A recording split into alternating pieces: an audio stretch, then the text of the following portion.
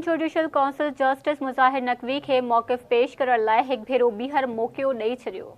Supreme judicial council justice Muzahir Naqvi ख़िलाफ़ कार्रवाई जारी रखण जो फ़ैसिलो कयो आहे ऐं खेसि नोटिस जारी करे छॾियो आहे। सुप्रीम जुडिशल काउंसिल इस्तीफ़ा ॾींदड़ जस्टिस मुज़ाहिर नक़वी खे आगाही नोटिस जारी कंदे खेसि हिकु ॿियो मौक़ो ॾेई छॾियो आहे।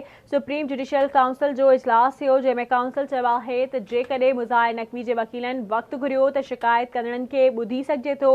मुज़ाहिर नक़वी चाहे त काउंसिल में पेश थी पंहिंजो मौक़िफ़ ॾेई सघे थो। सुप्रीम जुडिशल काउंसिल फ़ैसिलो आहे त सुभाणे काउंसिल जी कार्रवाई जारी रहंदी जेका 11:30 वॻे ताईं मुलतवी कई वई आहे।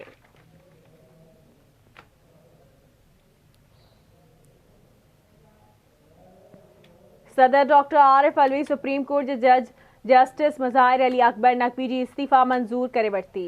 जस्टिस मुज़ाहिर अली अकबर नक़वी ख़िलाफ़ सुप्रीम जुडिशल काउंसिल में दरख़्वास्त दाख़िल कई हुई ऐं संदसि ख़िलाफ़ अॼु ॿुधणी थी आहे।